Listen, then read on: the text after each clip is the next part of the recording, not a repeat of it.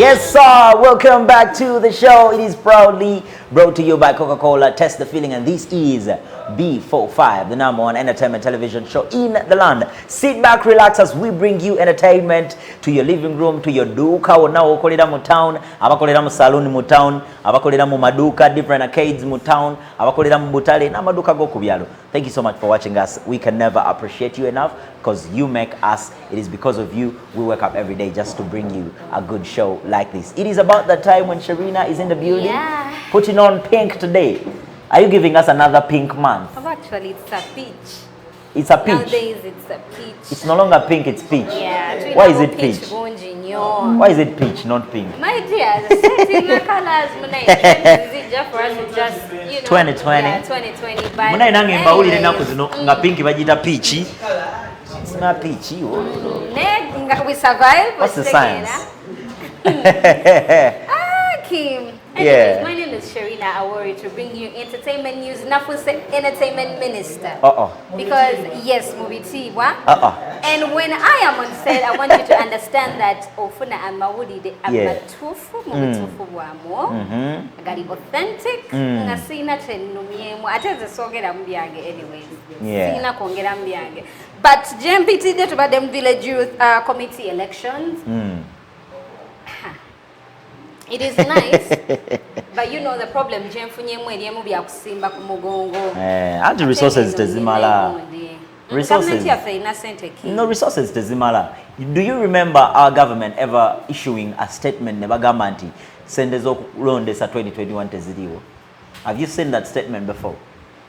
Anyways, good luck to you. But we hope to serving because it is we are so lucky to the generation abali involved in everything. Industry, entertainment industry, politics, I've seen lots of slave farmers. You know, apparently they call themselves slave farmers, which is so amazing. About our government is it is. In our population, it is 70% youths. Yes. So it perturbs me really if they only have chairmen of the youths when they should design the constitution to serve youths. But government yesterday, I got so lucky. Bantu kidi down ngaba savane simbe weye waffe kubwa youth. Nakugamba chi. Campaign zikenda kupuma. But anyways, let's get started. But COVID you guys, COVID mwegendereze. Ba minister balabanga boogera. Tubalaba. Minister nali serious omutagoberera bintu bitekeddwa gobererwa. Mwizo funa mo obuzibu yesterday bakoze ekikwekweto kiramba, they were arresting people who weren't wearing those masks. Please wear your masks, use sanitizers, wash your hands, and make sure because we are talking about COVID-19. Don't listen to what people are saying. Mulize ministry chebagamba ebitongole ebyenjawulo banange we need you alive because it's very important. But it is disappointing to see that they need to run after us so that we wear the masks, so that we wash the hands. Atabachala temwagala kunaba mungalo temwagala wabakazi chichi I don't know woita kweza kids abakazi baba sikabusisi nyabo jango nabe mungalo come and wash your hands. What is so big about washing your hands? If you don't want to use their liquid soap and the soap, carry your sanitizer. To pay your night switch, mom. You guys, night switch was amazing. Victoria's big up, Austin DJ, Santana, come on. Thank you so much for coming.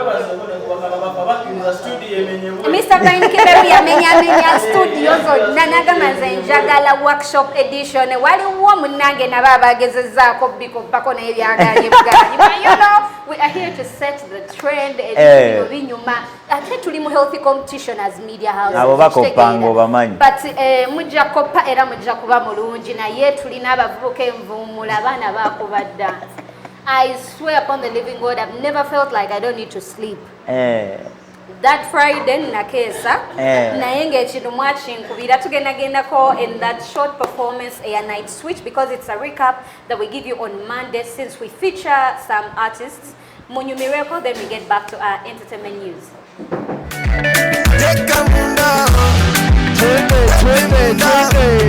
Hey. like a Ronaldo.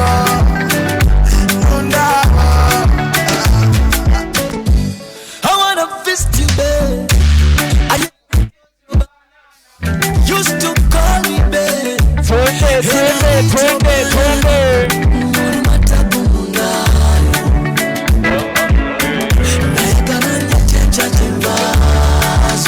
Hey, oh baby, you give me sweet sense.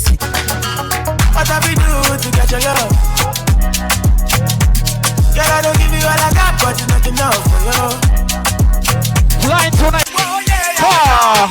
Oh, to Tuesday. Oh yeah. Oh yeah. When the way make you fly. Loud focus photography, large up. Rock.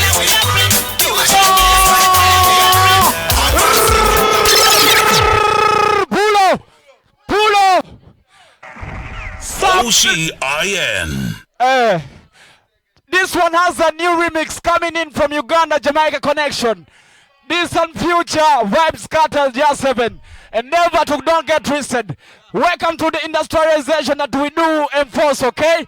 When you Bulichibaje workshop, when you cut 1 tree, remember to plant 5, okay? Come in, DJ! Ocean DJ. Are you ready? Everybody ready? Let's go! This girl me love, she make cocky straight in on you. Cook on your face so you feel bad to them say Marco when you spend your days hard. Me tell them me girl. No, girl, she's comfortable. Mr. Helter Skelter. Bad man, we not. This in our face. We not set for no gal. Girl, win up. See open and text. Give me some. Me have you where your tip or your toe for me some. Give me little now. Why not you pedal in a bicycle? And you good girl, you don't ride tricycle. Why not you pedal in a bicycle? Oh, ladies and gentlemen, it's a Friday night switch. I remember we happen every single Friday. So energetic, so appealing to you, so vibrant. I remember the hashtag is always BTM Night Switch, okay? Remember to hashtag on Twitter, Instagram, Facebook, everywhere. Let it go trending, okay? And remember... Okay. Oh God, Banange, we had lots of performances, but unfortunately, tufunyemwa a technical glitch, but we shall be fine. Victor Rose came through, Santana came through. It was amazing. Kim, Experience. It was an amazing experience. Santana kama waneno nga. Yes. Bakama bafe mwamenya studio naye banange tusaba. Napeza B4Five tumenyereko. I think technical glitch etereddemu awo Storm DJ. Let's first get those performances banange. I wanna fist you, babe. I used to eat your banana. Used to. The way you go to the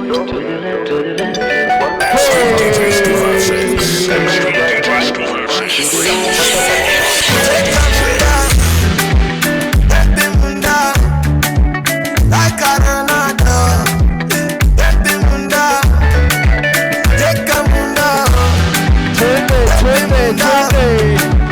Like a Ronaldo.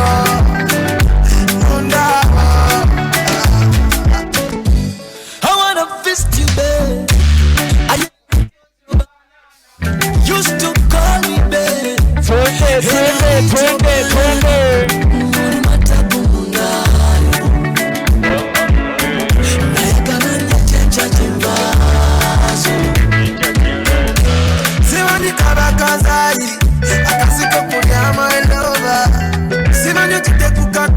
Kulaba mulesu nemfuwa na kaletu na laila mulwatu. It's a ginger boy.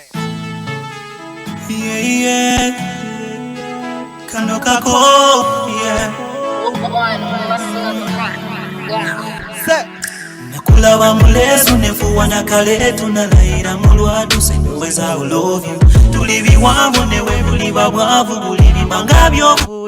Ngakanzo ndiba uwonga pini mukatuliko kutuku. Tejali kunzija kompozi nakusala woko ngoyagala kugenda nabo. Yeah, DJ moyo kusula uwonze yakubalirako baby nakwesiga. Mumatumbige chilo manyane mu biroto gwe munetiza. Leka nkuyimbireko kankuyimbi kampuleko kana kayimba kako nkulaze buli kyenina nsigadde kweyambula omutima newegula jana oyongera kugwewala ongamba kali kuntandikwa obitaddemu okwelaga lwamanyiga mukwano nalibadde nakwewala kuba ontadde ku death sentence ontadde ku pending was only love legend and for that me na betting ku death sentence ontadde ku pending ya doli love legend kale kambe student kusawa bene chisa eno mu mutima oli ku wanted baby oli posted no see today neda we know we took it for granted but you demanded like Bobby in Uganda yeah kusabo chamo walira omutima ogulumya nyontagala abantu batandisolo kusanga watandisokebera ebiwuka beyo oweyo nga nsudeno nako ebikomando sesame baloni jagala love story okukwana muna muweko nayamba kola ekizamubuzagezesa baby we can do this all day motherfuck we can do it my way truth is ebyo byongezesa kope tutwayo ojja kunsembya akengene kakugezesa kubisi omunafene kutwegezesa leka tuzinisa ebitulabisa izawe netwejubisa we are Uganda we are hot everybody we are hot we are everything kana kayimba ko kagezesa buli kimu chagezesa mu life eno byagezesa a storm DJ shit sometimes you just wake up and go turn up your juke we do hip hop music let's get right to it she looks like a baby nga yesusana ntandeko luvivo mama yankubira bingi naye teyangana kwala.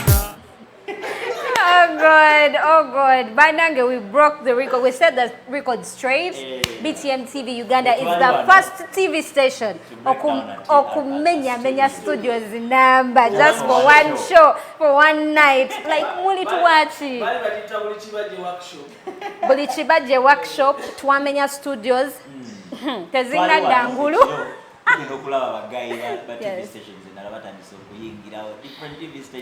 My dear, eyo nontandikwa twamenya studios because we are capable of doing anything.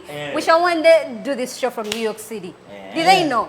They don't know. Anyways, COVID agwe mangu tulabe echida maso. But anyways, nenga bino tebikyali mu kuwakana. BDM TV Uganda tukyaleeta. Thank you so much for always watching. Yeah. Weekend etandika. I think this story started some time back, but we did give it so much attention, you know. Yeah, true. Twawulira konti apparently God's plan and Kasinga kuwa bali abalala attention. God's plan and Sheila, something may be happening. And then we're like, any love that two love, but nothing can come between those two. The God's children. God's plan nasoka na postinga waliwo omuchala gwe ya postinga ko Instagram. You know, God's plan's Instagram tebera crowded by the way. Producer so tu wako God's plan omuchalo igwe yasoko tekayo. Sinayogera kushira bannange. Njogedde ku God's plan munansasira. But you know, God's plan posted that lady. She looks amazing. Yeah. You know? And everyone was like, tag her. I'm like, let me watch that. And I was like, it's an internet photo. Kaninde twagenzo lava God's plan is with the same bed at levels. Wow. In some video. So I'm like, okay. Did you see the other caption that was like, Photoshop will kill people someday? Auntie, fake accounts, what? After all this, I think, your mchala God's Plan where I'm posting. God's Plan posted that video. I don't know why the producer is not giving me that video, that one. You know, he's always hiding his face. I don't know, for some reason he's. We know how you look like, yo. You don't need to hide your face. You know, it's no longer news. It was before. We know how it looks like. So God's Plan posted that video, and then this whole screenshot started falling in on Twitter. I don't know what happened, but you know, people have enough time and knowledge or kuchusa graphics. Sheila, what way your tattoo ya God's Plan in Okumugongo, eh? Yeah. That thing went around, and she was like, Anonya webajirako those tattoos. Webajirako tattoo. Webajirako. So we were left wondering, I'm like, what is going on? That one, how can one erase a tattoo? Any recommendations? That's where the fire begins from. Sheila's been quiet. And then Sheila comes out on her Facebook page to clarify about the whole fake situation. Yes. That one, hoax accounts will kill people one day, Photoshop will kill you people one day. Nainga Monimutia Kabale is beautiful. So Sheila just summarized everything at Gamba. You're not really fake. Katusubire biri fake. Katusubire biri fake. So she doesn't want the tattoo anymore, or ayagala kujichusa? Apparently, your fake account, because considering what she texted, you know, people always fake tweets. And that was not God's plan. Anyways, Sheila says all these are fake. She's enjoying Kabari. Apparently, she was there with Zahara Toto. They are nursing their wounds together. Having some good time. They are nursing, not having a good time. They were having a good time. They are nursing wounds. We call them rich kids of Kampala. My dear, you can nurse yours from your bed, but then someone putting in some kamane. It is all nursing. It is all nursing. It is enjoying life. You know, Zahara has moved on. Yeah. We should have plan B. Let me tell you something. Whatever you do. According to what Zahara did, no bad blood or anything, but if a woman replaces you, like, that means she loved you so much. Really? She's looking for something, anything. But I thought when you really love someone and then they leave you, you need some time to heal, some time to give to yourself, breaks or like. Great, let me tell you something. That is all moving. If you loved somebody so much, you will do anything to prove to them that I can still stand. That guy could even be a waiter at the lodge they're at. No, Ruben I'm has just always saying. been there. Ruben has always been there. Yeah, Ruben has always been there. So, you know, Ruben has always been there. But we hope. But he has been a friend. Yeah, you have to stay happy because life is too short to die and happy. You have to move on. They are nursing what? Wounds. Wanasing abi wound.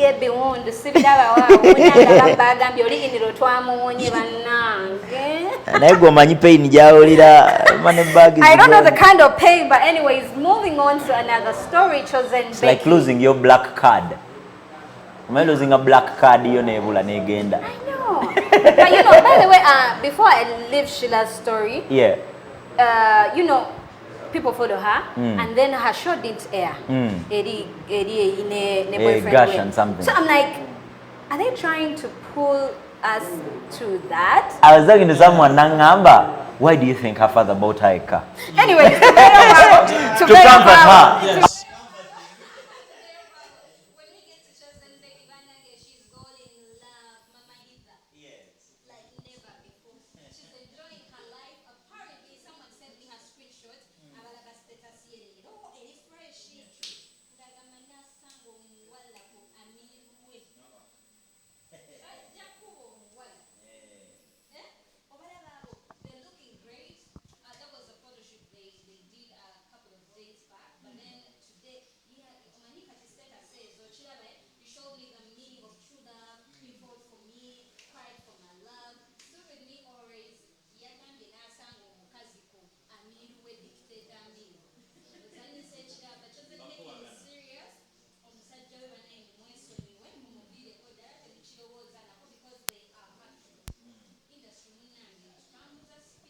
Mama Hida, we love you so much on BTM. We hope everything is okay with the mommy and the baby. The music, munage. akutambulire bulungi mu buli byokola. But getting away from Chosen, Becky and they really look good together. For some reason they look good. Publicity Natete passed by. Aliwo wano. For some reason, the star mutegera mna kujakonga interpreting. I don't know about other people, but anytime now, tugenda banga tubalaga interview ya Publicity Natete omukulu oyo yatunonyezako, because you know this is BTM TV. Yeah, true. And then who are we known to bring the people that you want to see on your screens? Nayogerako naffe ya summarizing ebintu bino.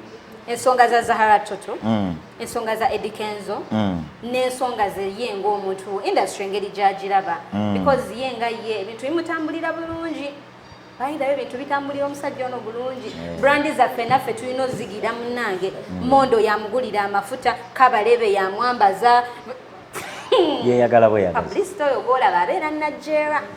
Yesulira Nigeria naye agambye agenda kujjako Kato Lubwama kuba MP ate ye tagenda printinga posters. I think industry etabuse, but let's get into that exclusive MCG I'm receiving ze mu bitibwa, then we come back.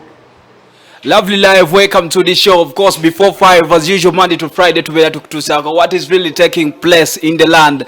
Before the microphone, MCG and none other than the Ghetto Corporate. Wherever you're catching us live, big salutation. And of course, in Awori today, I'm very honored. Omukulu Publicity Natete. Nsanyi sokula ba Mr. Publicity. Kale buladi nange nsanyi sokula. Assalamu alaikum. Wa alaikum salam wa rahmatullahi wa barakatuh. Jigenda jitya. Jini international kuba you think now to do again to the some my quite now to do. Okay? Sinategera kye tuliko. Awo botegezezaki. Nti kati fe tuliko kale. Mwabaliko. Kanjogere mu limi lwamwe. Jigenda kita kiziryamu. Publicity. Esawa zino oyina sente bakuwadde sente Pastor Mondo mbuulire esawa zino. Bambi Pastor Mondo. Mukwano gwange nnyo ng'omuntu. Bambi fani wange nnyo, mukwano gwange nnyo. But you carved the vintage I have it my heart. Kwegamba buli kyenkola kirumirwa omutima gwe bambi naga Publicity kamwengeza amafuta. That's why that coins my car. Kuba kimanyi sitambuza bigezi sitambuza pichi. That's why fit my choice now to do. Okay? Mbani n'okubanga emmotoka erimu amafuta n'abamperekerako cabinet number. Okitegeera kuba anytime now nti boyita Publicity cabinet yonna esituka. Cabinet y'abantu bameke ya Publicity. Tuweerera ddala bakuba omuntu baleseeyo naye nga ab'omugaso baliwo nga babiri. Omugaso nange tuba basatu. So Publicity musajja mufumbo oba banno bawasa twalabye kiko yakubye embaga. Gwe wasadde Publicity. Nze nawasadda embaga yange yaliwo 2013. 2013 embaga yange yaliwo. Mwezi gw'omusanvu nga 20 mu mekaawo something. Lwakuba nti omukazi ali Germany. Omukazi ali Germany. Ali Germany gyakwasaganyiza emirimu gye. Omukazi yagenda Germany nakulekawo esawa zino. Oyina abaana Publicity? Of course nina abaana. Abaana bameka? Bawera kuba ndi musajja muganda. The children begin to until the soft the hard my children. Abaana nze kennyini nina ekibiina kyange sikulu. Era maaso natandise okubisa epande. Sikulu eba political party Publicity. Ekibiina kyange sikulu. Kuba omuntu yenna okwesembawo naye kwennyini munamawulire okujja ano interview amala kulaga nti wasomako. Tosobola kwetana omuntu nga teyasomako. Kati ekibiina kyange sikulu era kyenjiddemu era Kato Lubwama MP waffe mu Lubaga South yangambye yasinze binnemeredde Publicity kitwaze maaso era nze MP agenda okusooka tagenda kubisa bipande kuba abantu bamanyi South Africa, New York, Germany, Nigeria oje Lubaga nga tokubisiza kubisa kuba abantu bamanyi Kato Lubwama ani akwambaza tulabwe ennaku zino nyuma bunyunyi wenna oli kugundi ko oli ku trend onyuma ani akwambaza nga Publicity ate wa market gwe interview eri good uze ebintu ebiri international created kwegamba ebitambula mu Africa otegera kati anyambaza asokya Doreen Kabalebe bambi omukyalo oyo wonna wali mu respect bambi ne waluna omwana omulalawo Marion Sasi of Garden City mu basement wansawo until the event my life I can tell that soft otegeze otyawo kati musimbo tamusonjonyola omuntu ali yakulabo sebisa kati omuntu bwasobya tomunyigira ate nnyo neba na Uganda mwenna mwanyigidde omwana Kenzo I know omuntu bwasobya it's okay that's no problem Kenzo era nsaba na Uganda bonna bamusonyiwe ate buli bali ku social media bali ku WhatsApp bonna basonyiwe kubanga anytime now abantu kola ensobi ate olusi Kenzo yakoze ensobi na wajikiriza I don't know kubanze siri mu mutima gwa Kenzo simanyi obanso menenze mugeza toto fani wange mukwano gwange sponsor wange mwagala nnyo ng'omuntu ne bisere bisenga ebintu byonna ebyobufumbo tebyetaaga mu public enyo publicity okutukyalirako njagala osibula omuntu yenna akulaba mu bakabo bambi abantu mwenna abandaba okusookera ddala nebaza management ya TV eno okunkyazaako nga publicity kubanzaani abadde ajindiza okujjako wano so bambi mbebaza mwenna bali ku kamera gyaffe mwenna abali mu cabinet eno wamu n'agikulira n'agitwala bambi ndi musanyufu nnyo nga Publicity Natete okunkyazaako anytime now munange bwato where chikoze. Thank you for coming through. Publicity Natete. Publicity Natete. Thank you so much. Yes, you're welcome. Anyway, most people have been saying Bebe Ko Tayogeda Vichi Bebe Kula Sidisenyo. There was this trending reply he made on his social media. Bebe Kulu because I heard he was vibing my mother in the 80s. So Bebe Kulu was like that one, eh? Trust me, that's why I did not have with your mother, because I noticed I was going to have these kids like you. My God. That's what I didn't know. So, Shira Flowers, sometimes when you're posting on people's social media, my mom told me that Miracle used to vibe her in the 80s. In her 80s. So she was inquiring kumiaka ja Bebe Ko. Kim, we have Wikipedia. You can check out Bebe Ko is not like any ordinary person. Properly a Jerry Moses. Ne reply yo. The 80s nayo si wala nnyo. Muganda wange. 80s si wala nnyo. Kasale baji muwadde baji kuwadde. Yes, exactly. If you're not interested, get on to another post. But I want to send shout outs to Soki Brushes, Akola Makeup is my personal assistant. Team Sherina Awori at Tambazemiri Jinyo, I love you so much. There is a saloon at Musaja Lumba Road. Batugambye bote bajako BTM TV. Banange, we love you so much. I know you're watching right now. Nayeri nyatewali impadem. Grace Esther Quick Recovery and Umchala Nyambaze, it's Sylvia J at Mabirizi, shop number B17. Happy belated birthday, darling. Scenic Media kubifana ni omukulu Scenic Media tukutumideko nnyo, but regards the best zijira packages, so package ya fetujirinze kubanga munange mtu ya TVC ya welele. We are proudly sponsored by Coca-Cola. Definitely. Thank you so much, Sherina Awori. That has been the news in detail. Bintu bingi nye bigenze mu maso. I know mubera nga mulinze Sherina ababulire what is happening, who has done this and gwe bachai. And agenda okujjako tattoo and everything.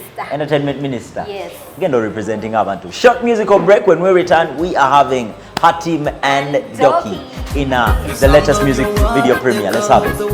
Hey! The scent of your presence, even in my absence, Lord, I know you're here. I will never feel abandoned, Lord, in that day. I will ever sing your name and praise you, Yahweh. I will never ever go out of your way. Father, Lord, you're my security.